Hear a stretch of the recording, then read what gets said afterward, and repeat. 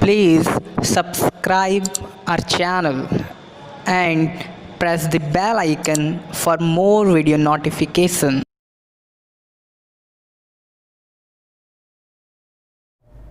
Hey everyone, I'm Ravi Sharma, your own English teacher.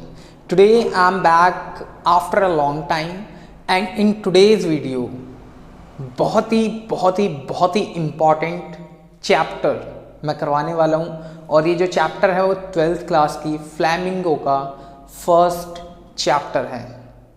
Imagine एक chapter है जो कि किसी बुक का फर्स्ट चैप्टर है और उस चैप्टर का नाम पता है क्या है? उस चैप्टर का नाम है द लास्ट लेसन। तो फर्स्ट क्वेश्चन तो यही रेज होता है हमारे सभी के माइंड में कि द लास्ट लेसन, इसका नाम क्यों रखा गया होगा? बुक का फर्स्ट चैप्टर और नेम द लास्ट लेसन, तो इसके पीछे क्या हिस्ट्री है लेट मी टेल यू। होता क्या है, ये जो हमारी स्टोरी है वो सेट हुई थी उस टाइम पर जब फ्रेंको और जो प्रसियंस थे उनके बीच में वॉर हुआ था। प्रसियंस ने फ्रेंच के जो लोग थे उन पर कहीं ना कहीं डिफीट हासिल करी, वो जीत गए उनसे। और जीतने के बाद हुआ क्या, जीतने के बाद उन्होंने जो फ्रेंच के जो सिटीज़ थी like Lauren, else's, in cities पर कहीं ना कहीं अपना दबदबा जमाया अच्छे से और वहाँ के जो स्कूल्स थे वहाँ पर फ्रेंच लैंग्वेज की जगह पर जर्मन लैंग्वेज पढ़ाने का हुक्म दिया। तो इसलिए ये जो चैप्टर है, जो बच्चे फ्रेंच में पढ़ने वाले अपनी अपनी क्लास में बैठकर इस चैप्टर के अंदर, तो उन बच्चों के लिए ये क्या है, द लास्ट लेसन है। किस लैंग्वेज के अंदर? फ्रेंच लैंग्वेज के अंदर, क्योंकि अब एक नया टीचर आएगा जो कि उन्हें कौन सी लैंग्वेज पढ़ाएगा? जर्मन लैंग्वेज पढ़ाएगा। तो हिस्ट्री यही है इस चैप्टर की कि इसका नाम द लास्ट लेसन क्यों रखा गया। तो देखिए मैं आपको बता देता हूँ इसमें मेन कैरेक्टर्स कौन कौन से हैं। फर्स्ट मेन कैरेक्टर हमारा जो है वो होता है मिस्टर एम हैमल, जो कि एक फ्रेंच टीचर है।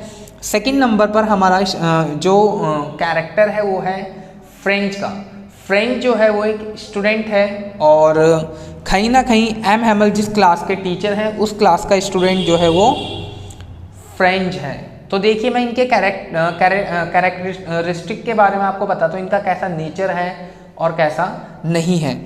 जो हमारे एम हैमल है इनका नेचर थोड़ा बोलते हैं ना स्ट्रिक्ट टाइप है। वो बहुत ज़्यादा स्टूडेंट से फ्रेंडली नहीं होते हैं और मोस्टली टाइम पढ़ाई पर ही ज़्यादा बच्चों के फोकस करते हैं।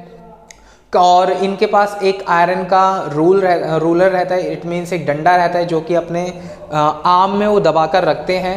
इसलिए बच्चों को कहीं ना कहीं उनसे बहुत ज़्यादा डर लगता है। हम दूसरे कैरेक्टर की बात करते हैं जो है फ्रेंच। फ्रेंच जो है as I told you he is a student of French language in the class of M Hamel. तो ये स्टूडेंट जो है ना वो हमारी तरह ही है, हमारी तरह इन द सेंस कि पढ़ाई में इंटरेस्टेड नहीं है, बिल्कुल पढ़ने का दिल नहीं करता है। मोस्टली टाइम इसके माइंड में वो चीज़ें रहती हैं जिन चीज़ों से इसको हैप्पीनेस मिलती है। ठीक है, पढ़ाई ना कर ये इन्वायरमेंट, इट मीन्स जो नेचर से रिलेटेड चीज़ें जैसे बर्ड्स और जो भी रिवर्स वगैरह इन पर ज़्यादा फोकस रखता है। ठीक है, तो देखिए होता क्या है, हमारी जो स्टोरी है उसमें जो नरेटर है वो हमारा कौन है?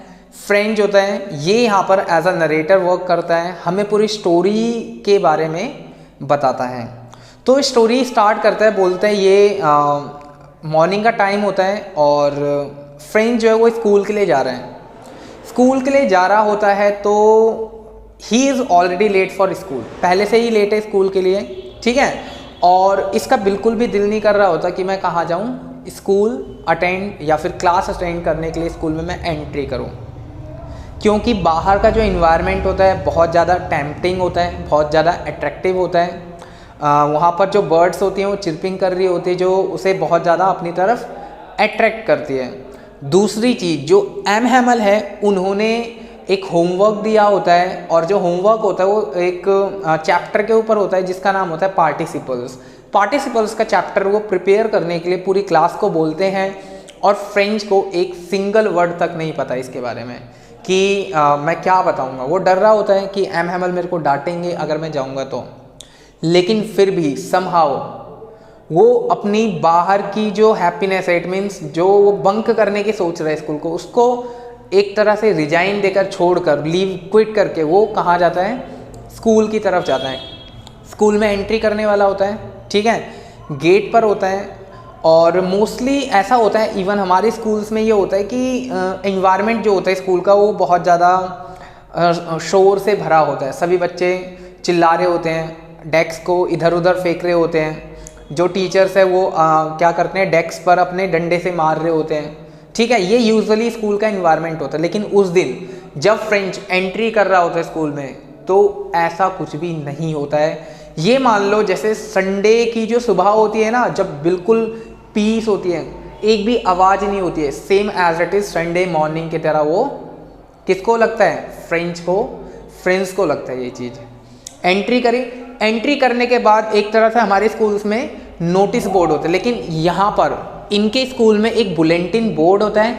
बुलेटिन बोर्ड पर बहुत ज़्यादा क्राउड खड़ी होती है, ठीक है, वहाँ पर बहुत सारे लोग होते हैं। और बुलेटिन बोर्ड पर क्या होता है, 2 इयर्स की जो भी न्यूज़ वगैरह होती है वो उधर से ही लोग पढ़ते हैं। तो फ्रेंड्स को ऐसा लगता है शायद होगी कोई फालतू की न्यूज़ वगैरह, मैं क्या करूँ I am getting late for my school and I must go there rather than seeing that bulletin board. वो जाता है, रास्ते में उनको कौन मिलते हैं, ब्लैक स्मिथ मिलते हैं, ठीक है। ब्लैक स्मिथ जो होते हैं वो बोलते हैं, बेटा तुम इतना जल्दी क्यों कर रहे हो, you are not gonna late for your school, still you have enough time for reaching there, okay. तो जो जो फ्रेंड्स है उसको ऐसा लगता है, आई थिंक जो ब्लैक स्मिथ है, लोहार जो मेरे को टोंट मार रहा है, ठीक है। जैसे तैसे करके वो क्लास में पहुंचते हैं, और क्लास में पहुंचने से पहले वो विंडो से देखते हैं कि जो टीचर है एम हैमल जो है वो ऑलरेडी क्लास में है। सभी जो स्टूडेंट्स हैं, जो उसके कलीग्स हैं स्कूल के, वो सारे स्कूल में क्लास के अंदर एंट्री ऑलरेडी कर चुके होते हैं। और मोस्ट शॉकिंग थिंग जो नोटिस करता है वो ये होती है कि क्लास के अंदर जो विलेज के वो हैं, विलेजर्स हैं, ओल्ड विलेजर्स हैं, वो सभी पीछे बैठे हुए हैं। तो एम हैमल क्लास में टीचर जो है उन्होंने एक न्यू ग्रीन कलर की ड्रेस पहन रखी है, और उन्होंने एक ब्लैक कलर की सिल्क की एक कैप लगा रखी है। और ये कपड़े वो तभी पहनते हैं जब कोई ओकेशन होता है, लाइक प्राइज सेरेमनी हो गया, ठीक है, या फिर इंस्पेक्शन वगैरह जब होता है, उस टाइम पर वो इस ड्रेस को कैरी करते हैं। अब फ्रेंड्स गेट पर जाता है, परमिशन मांगता है, मैं आई कम इन सर, ठीक है। तो जैसे ही उसने परमिशन मांगी तो एम हैमल उसको डांटते नहीं है, बल्कि पोलाइटली बोलते हैं कि we were about to start our lesson without you, just go at your seat और जल्दी से जल्दी बुक खोलकर निकाल लो। तो एम हैमल ने बहुत पोलाइटली बोला, उसको डांटा नहीं, ठीक है। तो इस चीज़ को भी देखकर जो हमारा फ्रेंड है वो बहुत ज़्यादा अमेज हो जाता है कि यार डांटा क्यों नहीं इन्होंने। अब स्टार्ट होती है क्लास स्टार्ट होने से पहले जो हमारे एम हैमल है वो थोड़े उदास से मुंह को लेकर उन बच्चों को एक शॉकिंग न्यूज़ डिस्क्लोज करते हैं। और जो न्यूज़ होती है वो कुछ इस तरह होती है, सुनिए। बच्चों, आप लोगों को पता है एक चीज़ कि थोड़ा उदास होकर बोलते हैं कि आज हमारा लास्ट लेसन है फ्रेंच लैंग्वेज के अंदर, क्योंकि बर्लिन से, ठीक है, जो कि कैपिटल है वहाँ की, बर्लिन से एक ऑर्डर आया है कि आज के बाद एक न्यू जर्मन टीचर आएगा जो कि आप सभी को कौन सी लैंग्वेज पढ़ाएगा, जर्मन लैंग्वेज को पढ़ाएगा। तो जैसे ही बच्चों को ये चीज़ पता चलती है, सारे के सारे रिग्रेट फील करने लगते हैं, उदास हो जाते हैं, वो अपने को ही कोसने लगते हैं कि ये क्या हो गया। अब एम हैमल ने डिस्क्लोज करा न्यूज़ को, उसके बाद वो पढ़ाना स्टार्ट करते हैं। जैसा कि मैंने बताया था, होमवर्क दिया गया था, तो वो होमवर्क पूछते हैं, 1 बाय 1 सभी से पूछते हैं। अब होता क्या है, आता है नंबर फ्रेंड्स का, फ्रेंड्स से पूछा जाता है कि अच्छा बताओ, जो चैप्टर तुम्हें लर्न करने के लिए दिया था उसका ये बताओ वो बताओ। तो फ्रेंड्स को कुछ याद तो था नहीं, as I told you in the starting. तो फ्रेंड्स क्या करता है, सारी चीज़ों को मिक्सअप कर देता है, जो उसके टंग से निकलता है वही वो बोल देता है। एम हैमल इस टाइम पर बताते हैं कि कौन कौन जिम्मेदार है। अगर इन बच्चों को फ्रेंच लैंग्वेज नहीं आई है अभी तक, तो कौन कौन जिम्मेदार है उसके लिए।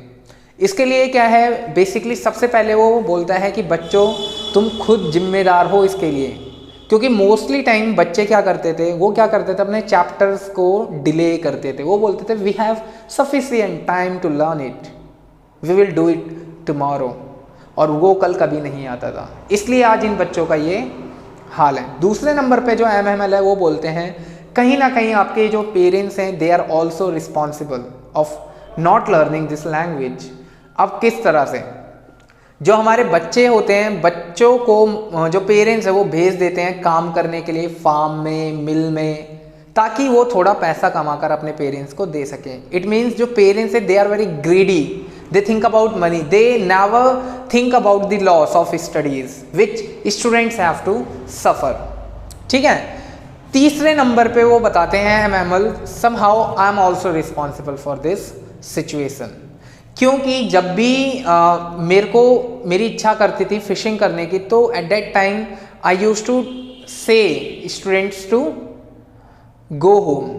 इट मीन्स मैं हॉलीडे दे दिया करता था, और many times it use to be there like कि MML क्या करते थे, बच्चों को वाटरिंग करने के लिए भेजते थे फ्लावर्स में। तो उस टाइम पे कुछ बच्चों को पढ़ाते थे और कुछ बच्चे पानी लगा रहे होते थे ट्रीज में, प्लांट्स में, तो कहीं ना कहीं उनको वहाँ पर लॉस हो जाता था उन बच्चों को पढ़ाई का। ठीक है। आप देखो पार्टिसिपल्स के बारे में पूछने के बाद जो हमारे टीचर होते हैं MML वो बच्चों को ग्रामर का एक लेसन देते हैं, और ग्रामर का लेसन बेसिकली रिटन में होता है। और उस दिन MML सभी बच्चों के लिए एक न्यू कॉपीज लेकर आते हैं सभी के, और उस पर क्या लिखा होता है, एल्सेस लॉरेन, एल्सेस लॉरेन।